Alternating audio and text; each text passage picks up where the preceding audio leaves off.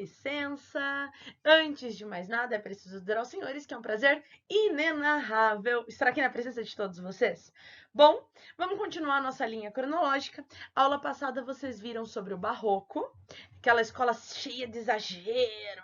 Ah, meu Deus, eu não sei se eu acredito no céu, não sei se eu acredito na ciência, não sei se eu vou morrer e vou pro inferno, ou se eu vou morrer e só vou apodrecer porque eu sou um monte de matéria orgânica, para onde que eu vou, o que vai ser feito de mim e tal.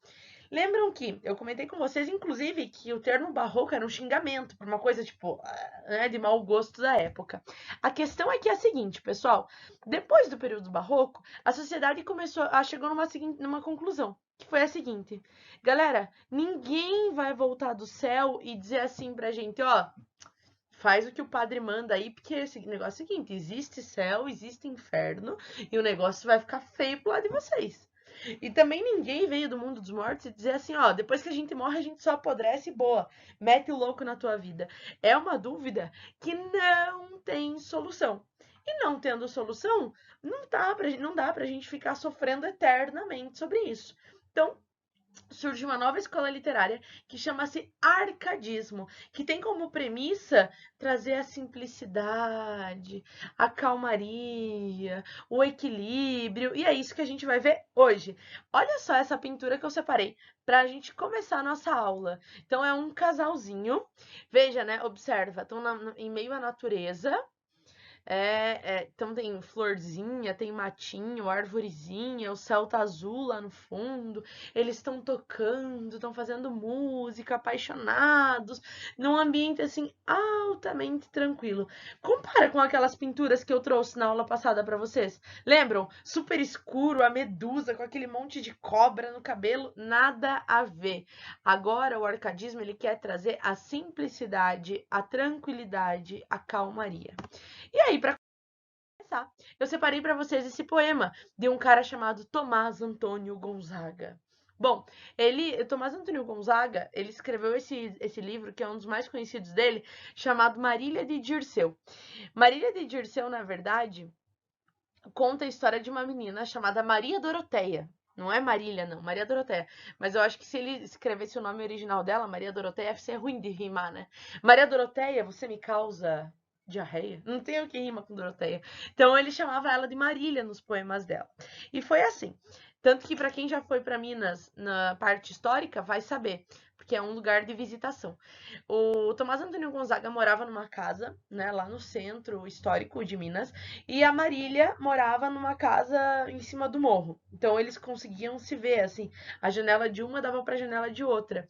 E um dia o Tomás Antônio Gonzaga, que se auto-intitula de Dirceu nessa história, ele olha pela janela de casa e vê a Marília linda, deslumbrante na janela da casa dela. E ele se apaixona, perdidamente apaixonado pela Marília.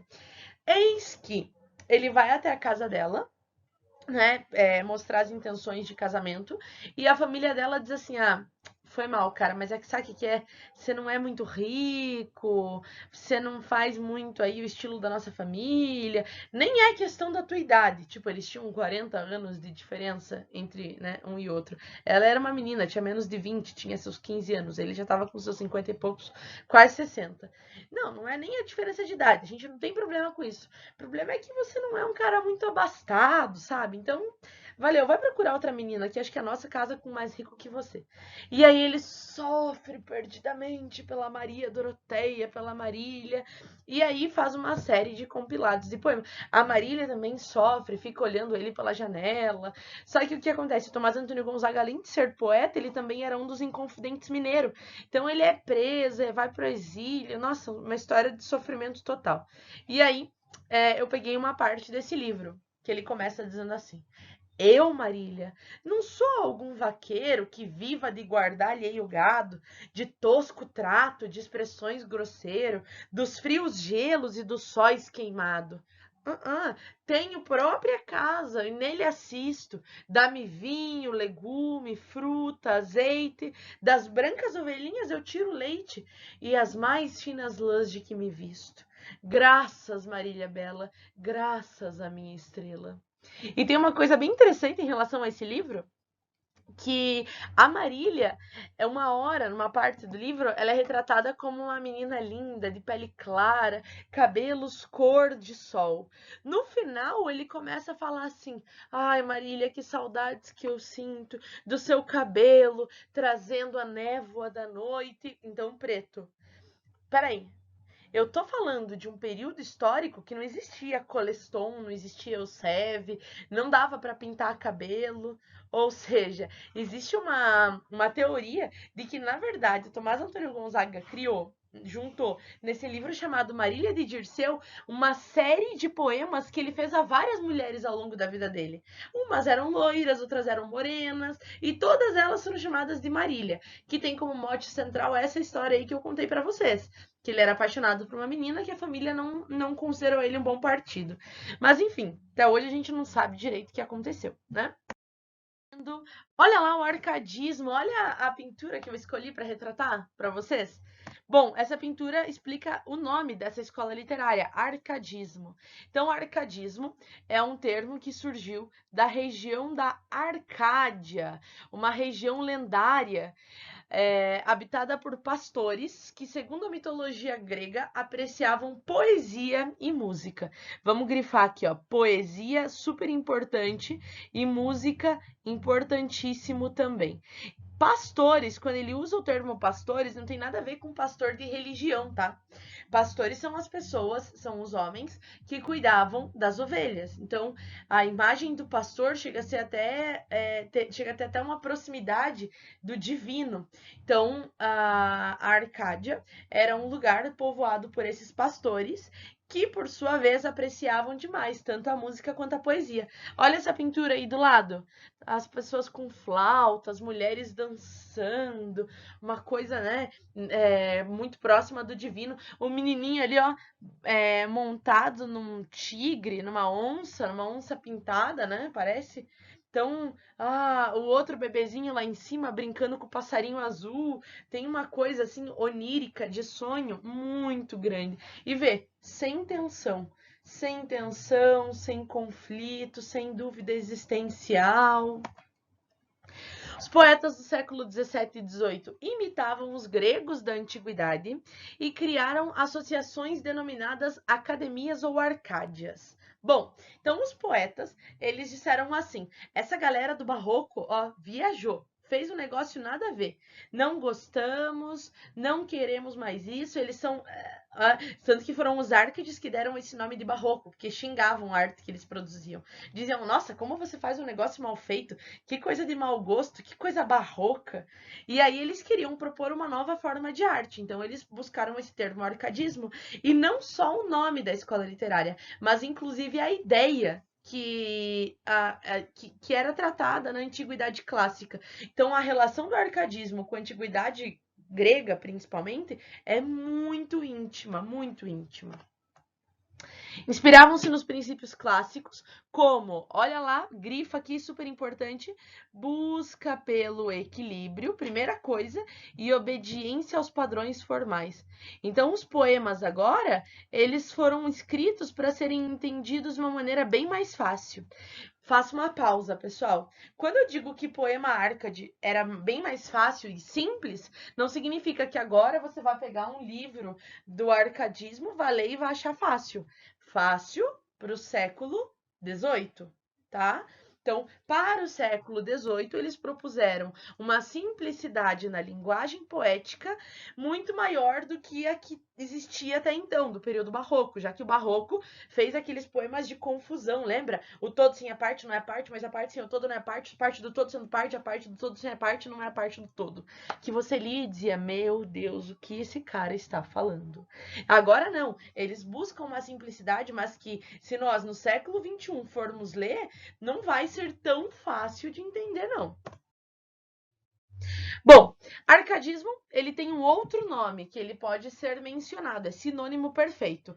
Pode ser chamado de neoclassicismo. Chama a atenção de vocês, hein, para essa palavra aí que na verdade foi criada por uma justaposição. Neo é um prefixo para novo. Classicismo remete ao clássico. Opa, tira esse C aqui que não tem esse C. Na hora de digitar saiu errado. Classicismo.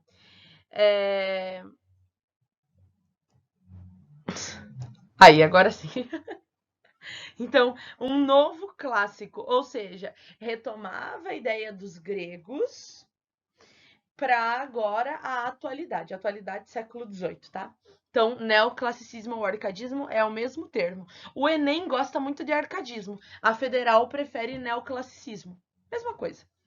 Bom, começa em 1756, lá em Portugal, e aí só em 1768 vem para o Brasil. Lembra que eu comentei que existe um delay? Especialmente porque os nossos veículos de comunicação ainda não estavam super bem desenvolvidos, então não tinha internet, não tinha telefone.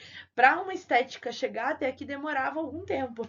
Nesse caso aí demorou 12 anos. Então, começa aqui no Brasil com um cara chamado Cláudio Manuel da Costa. Essa fotinho aí do lado, na verdade, foto não, né? Esse desenho. Que era um dos Inconfidentes Mineiros. Então, peraí, os Inconfidentes Mineiros, além de ter uma participação importantíssima na política brasileira, eram também poetas, tá? Bom, a literatura brasileira ainda não tinha existência independente da portuguesa, verdade. Tanto que o que acontecia em Portugal depois inspirava e vinha para o Brasil. Detalhe importante da história, era proibido imprimir livros ou jornais nas colônias.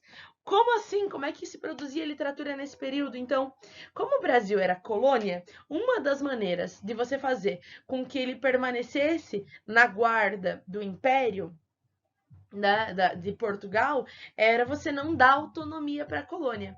Não dar economia, uma das formas que eles encontraram era não permitir a produção de material intelectual aqui. Então, por exemplo, se eu era uma poeta, uma poetisa, na verdade, poetisa não, nem temos registro no arcadismo. Se eu fosse um poeta da época e quisesse produzir um livro aqui no Brasil, o que eu tinha que fazer? Tinha que pegar o meu rascunho, à mão, né? Porque não existia Google Drive. Às vezes, muitas vezes, era uma única versão. Entregava para alguém da corte. Essa pessoa fazia uma viagem de navio. Eu tinha que rezar para o navio não naufragar, porque se naufragasse já era. Perdia meu livro. A pessoa chegava lá em Portugal, alguém lia e dizia, tudo bem, ok, vamos mandar imprimir. Eles mandavam imprimir uma quantidade mínima, assim, um número bem pequeno mesmo. Daí alguém vinha de volta para o Brasil numa viagem a navio. Eu rezava de novo para não naufragar, porque senão já era, perdia meu livro de novo. Quando chegasse aqui, nós distribuíamos. Então, era um processo extremamente lento e muito limitado, o que fazia com que o conteúdo artístico no Brasil fosse bem limitado, não chegasse na mão de uma grande parte da população, né? E o principal objetivo desses escritores do arcadismo era principalmente valorização da simplicidade. E aqui eles vão encontrar simplicidade na vida no campo. Então, eles vão fazer um retorno aos ambientes mais rurais para poder se acalmar, para poder fugir daquele conflito, daquela dúvida que as cidades traziam para eles. Bom, características do arcadismo. Olha lá. Século XVIII, ideal de simplicidade impregnou a arte e o pensamento. Então, eles tinham um pensamento muito prático, muito lógico. Lembra aquelas imagens que eu coloquei na aula de barroco? Que era toda cheia de curva, de detalhe escuro, banhado a ouro. Agora não. Eu quero fazer um canto de uma parede. Eu vou fazer uma linha branca, outra linha branca, uma linha branca. Fechou. Linhas brancas e retas, sem grandes detalhes. Então, tira todos os excessos. Mitologia clássica é um dos temas que eles desenvolvem bastante nesse período. Lembra que um outro nome para o arcadismo é neoclassicismo. Então, o que a galera lá na era clássica grega falava? Ah, falavam de mitologia? Traz mitologia para cá também. Eles produziam muitas ecoglas, então ecoglas são poesias bucólicas. Bucólico tem a ver com campo, tem a ver com ambiente rural, em que os pastores, então as pessoas que cuidavam das ovelhas, dialogavam com elementos da natureza, com as próprias ovelhas, com as árvores, com as flores. E aí, olha só, nós tivemos uma transformação. Até o período barroco, na literatura, especialmente na poesia, havia muitas inversões. Então, lembra aquela ordem? Sujeito, verbo, predicado? Inverte tudo.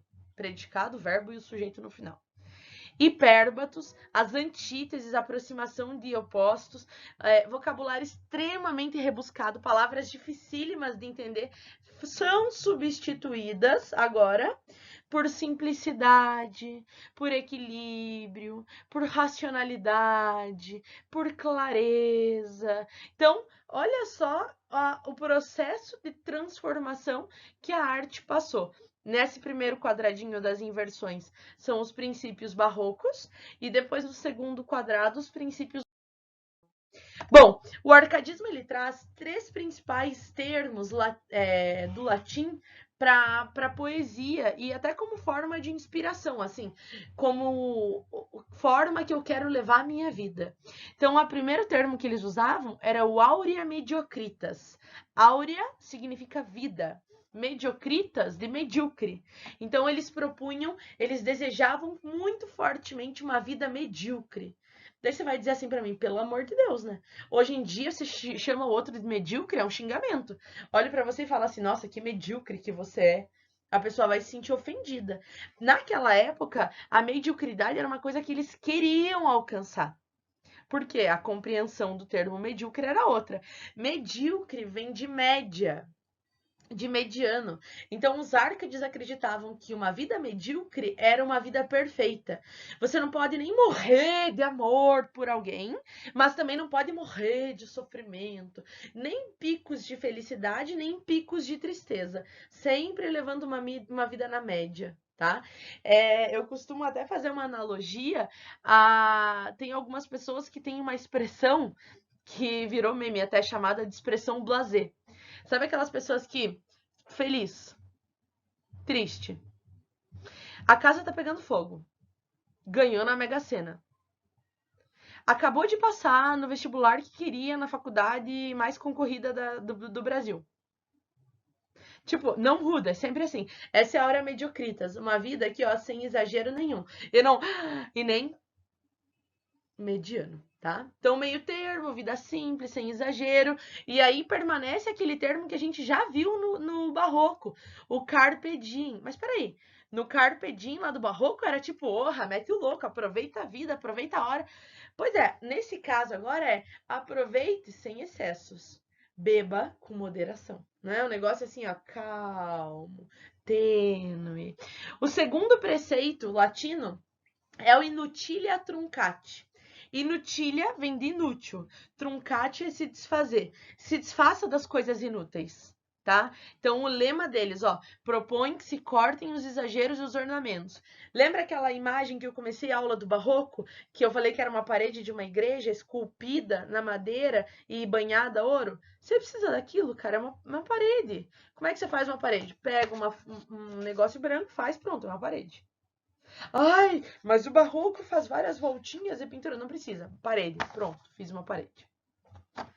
Né? Então, menos é mais.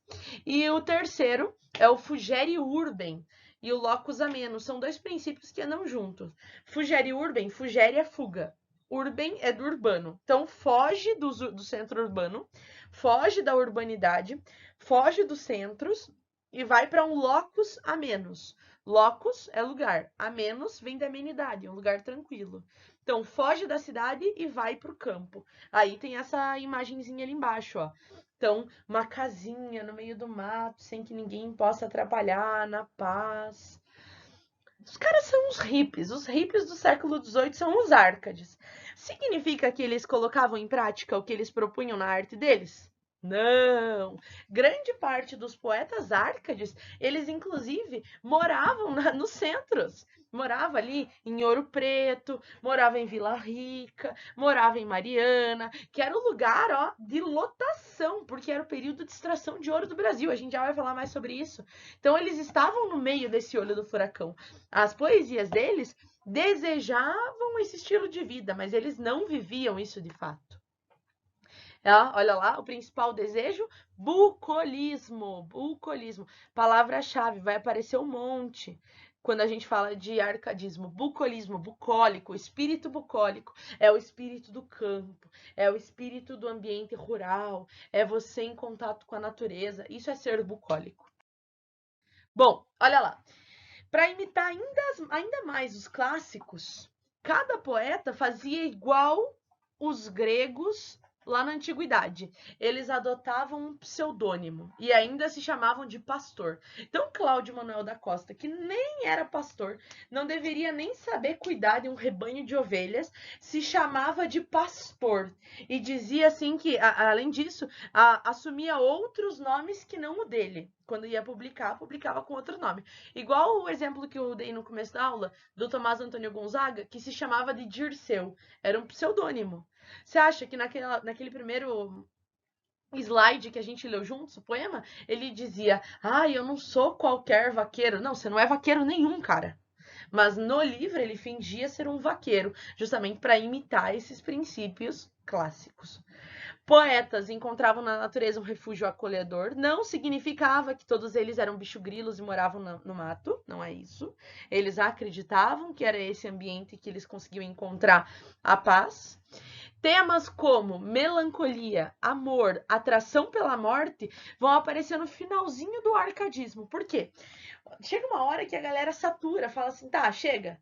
Já falou do matinho, já falou da aguinha, já falou do passarinho, já falou da florzinha. Vai ficar falando só disso? E aí eles começam a procurar temas mais pesados. Aí vem o romantismo. Lembra que eu falei para vocês que nenhuma escola literária rompe? Elas estão sempre em processo de transformação. Então, o arcadismo depois, spoiler, vai se transformar para o romantismo. Olha lá. Por conta da importância da natureza e o sentimentalismo, grande parte da população, da produção poética Árcade pode ser considerada pré-romântica. Então, tudo aquilo que vai falar de amor, morte, intensidade é pré-romântico, tá? Se não é já romântico de fato. Bom, aqui nós temos, nessa parte do slide, nós temos algumas características do arcadismo. Então, primeiro, e aí já um spoiler, tá? Avisando vocês. O arcadismo vai dar ruim, vai acabar, porque ele vai apresentar um senso comum muito cansativo. Vai chegar uma hora que as pessoas vão olhar para aquilo que eles produziam de arte e dizer assim, cara, se eu quisesse ler como era a vida na antiguidade clássica, eu vou lá e pego um autor da antiguidade clássica. Eu não tenho que ficar lendo você, que fica falando a mesma coisa com outras palavras, a mesma coisa com outras palavras, a mesma coisa. Cadê a originalidade? Quando é que vocês vão falar de uma coisa real, de uma coisa forte, de uma coisa intensa? Então o arcadismo acabou caindo em desgraça, e aí, né, claro, tô exagerando dizer que caiu em desgraça, mas eu digo que o arcadismo ele só sofreu uma transformação e depois migrou para o romantismo porque as pessoas ficaram cansadas daquelas imagens convencionais. Sempre é um cara que mora num sítio, que é apaixonado por uma mulher, ele é muito bonzinho, ele é vaqueiro ou ele é pastor, sempre a mesma coisa. Isso, inclusive, na literatura recebe o termo mimese. Mimese, assim, é um termo bem complexo, mas tornando ele fácil de ser entendido, fazer uma mimese é fazer uma espécie de cópia. Então dá para anotar aí que mimese é a mesma coisa que cópia. Eles ficavam copiando que os outros já tinham feito. Isso foi super cansativo. Olha lá, e são imagens convencionais e artificiais. A gente tem aí um casalzinho brincando no meio do mato. Detalhe para a menina aí, ó, que tá na balança. Foi pro meio do mato de salto alto. Meninas, pessoas que já usaram salto alto, vocês já experimentaram andar de salto alto na grama, na terra? No mínimo, cada passada que você dá, você afunda, você se enterra na terra. Não ia dar certo. E o salto dela ainda tá limpinho. Olha que mentiroso. Além disso, tá de meia calça. Ela tá com meia calça e o cara tá com meia calça. Já experimentaram andar só de meia calça no mato? Quantidade de pico-pico que não entra na tua meia calça e puxa e rasga e... Nossa, não dá certo. Isso aí é uma mentira, isso é uma farsa. É a idealização de um momento que não é coerente com a realidade. Bom, arcadismo em Portugal, foi onde tudo começou, né? Como veio para o Brasil e quem apresentou, etc, etc. Então, o arcadismo em Portugal chega lá no século XVIII. Burguesia conquista o poder econômico que a sobrepõe à nobreza. Então a burguesia está assim no auge, super importante, economicamente, socialmente, culturalmente. Ainda tem um evento que não aconteceu em Portugal, óbvio, mas que impactou as relações portuguesas, que foi a Revolução Francesa. Além disso, foi o período em que teve o século das luzes, o iluminismo, racionalidade, conhecimento intelectual, formação das enciclopédias, tudo isso impacta a arte.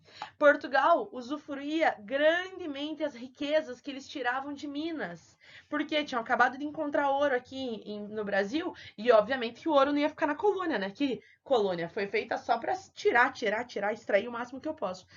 Grande parte dos castelos portugueses ou então europeus, porque eles também vendiam o ouro que encontravam aqui, eles são banhados com o ouro brasileiro, do que foi tirado aqui.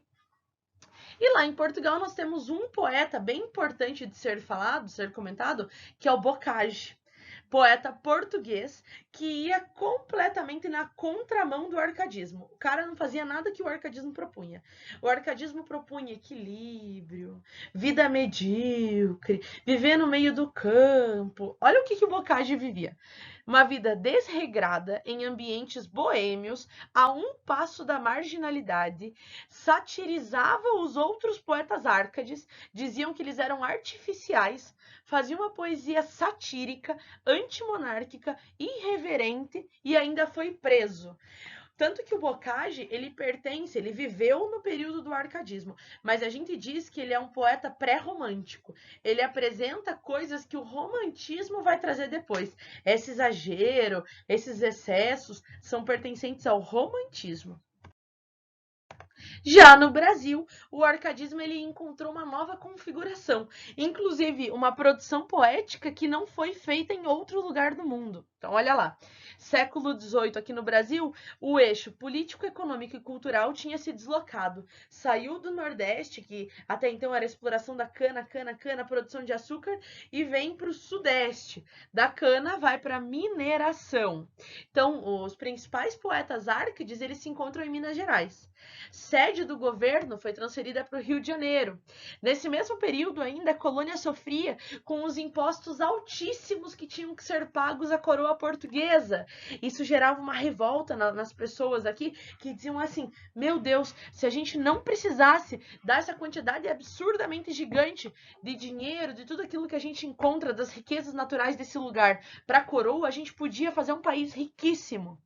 Tanto que nós tivemos um movimento, que daqui a pouco vai ser chamado de Inconfidência Mineira, em que era um grupo de intelectuais, né, quase que uma elite intelectual de Minas Gerais, que propunha justamente isso. Ó, vamos pensar aí numa independência, não do país, não da colônia inteira, mas pelo menos a independência de Minas Gerais. Esses intelectuais políticos eram também intelectuais artísticos, produziam também poesia. Minas, ainda nesse período, teve a fundação das vilas e das cidades. A política, ela reflete esse questionamento em relação aos tributos cobrados pelo governo. Daí eles pregam a Inconfidência Mineira. E isso, na literatura, ela vai ser, aqui no Brasil, desenvolvida em de duas principais formas. Uma referente à questão amorosa, lírica, então a gente tem um arcadismo lírico que fala de sentimento, mas também nós temos um arcadismo político. Temas como paisagens locais, mineração, o indígena como um bom selvagem, uma idealização do nativo daqui, começam a aparecer no arcadismo. Depois, isso vai ser largamente trabalhado no romantismo. E aqui eu separei alguns nomes importantes. O Tomás Antônio Gonzaga, que foi o que a gente já conversou, nasceu em Portugal, veio para o Brasil, apaixonou-se pela Maria Doroteia, foi um dos Inconfidentes Mineiros, foi condenado ao degredo quando descobriram a participação dele na Inconfidência. Por que ele não foi morto? Porque ele era rico. Não tão rico quanto a família da Maria Doroteia desejava. Por isso que não deixaram eles se casarem. Mas ele tinha uma importância social relevante aqui no Brasil. Então, para não gerar estresse, ao invés da gente matar ele, manda ele lá para a África e deixa o cara quieto. Ele tem duas principais obras, assim, que são bem conhecidas, que é a Marília de Dirceu e o Cartas Chilenas, que ele dá esse nome de Carta Chilena, mas na verdade ele está fazendo uma sátira ao Brasil. Depois, o Cláudio Manuel da Costa, que foi quem trouxe o arcadismo para o Brasil. Ele é brasileiro, nasceu em Mariana, em Minas Gerais. Também era inconfidente. Ele não era tão rico nem tão importante. Então, um dia que ele estava preso por ter se envolvido com a Inconfidência, de repente disseram que ele se suicidou na prisão. Só que tem uma série de detalhes, uma série de informações que nos levam a crer que, na verdade, ele não se suicidou, não. Que, na verdade, ele foi assassinado na prisão. Só que, como a coroa não queria se indispor com as pessoas aqui da colônia, disseram que ele cometeu suicídio. Estética dele mais próxima do barroco, então ele tinha uma literatura que ainda era exagerada, e é ele quem começa o arcadismo.